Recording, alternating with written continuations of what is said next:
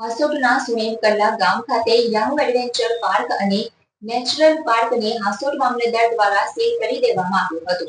કોઈ પણ જાતની મંજૂરી વગર, પરવાનગી વગર ગેમ ઝોનની પ્રવૃત્તિ ચાલી રહી હતી. સંબંધિત તમામ વિભાગની મંજૂરી પત્ર રજૂ કરવા હુકમ કર્યો હતો. પરવાનગી વગર શરૂ કરશે તો ફોજદારી ગુનો નોંધાશે. રાજકોટ ગેમ ઝોન દુર્ઘટના બાદ વહીવટીતંત્ર game zone, theme park, adventure park સહિત મનોરંજન પાર્ક સામે લાલાક કરી છે.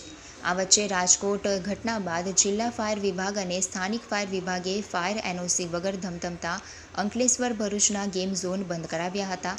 આ વચ્ચે હાસોટ તાલુકાના સુણેવકલ્લા ગામ ખાતે યાહુ એડવેન્ચર પાર્ક અને નેચરલ પાર્ક કાર્યરત હતો, જેમાં વિવિધ શાળાના બાળકો પણ આવી રહ્યા હતા.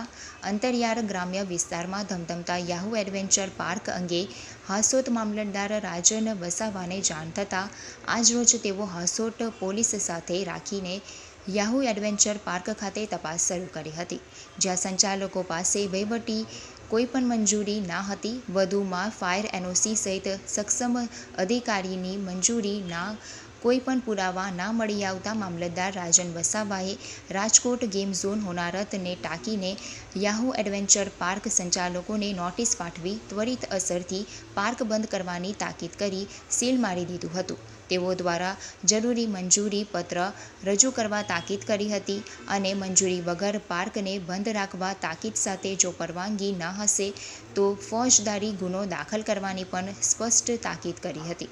આ અંગે મામલતદાર રાજન વસાવાએ વાતચીતમાં જણાવ્યું હતું કે યાહુ એડવેન્ચર પાર્ક અને નેચરલ પાર્ક આકસ્મિક તપાસ કરતા અહીં ઇલેક્ટ્રિકલ રાઇડ અને ગેમ ઝોન ચાલુ હતું, જે અંગે કોઈ પણ મંજૂરી લીધી ન હતી તેમજ જરૂરી આધાર પુરાવા પણ રજૂ કર્યા ન હતા, જેને લઈને પાર્કને બંધ કરી સીલ મારવામાં આવ્યું છે. અહીં બહોળા પ્રમાણમાં વિદ્યાર્થીઓ આવતા હોય, જેને લઈને કોઈ હોનારત સર્જાય તેના સરપ્રાઇઝ ચેકિંગ કરવામાં આવી હતી. હાસોટ તાલુકાના સુણેકલ્લા ગામે યાહુ એડવેન્ચર પાર્ક અને નેચરલ પાર્ક આવેલ છે, જેમાં આકસ્મિક તપાસણી આજે કરવામાં આવી.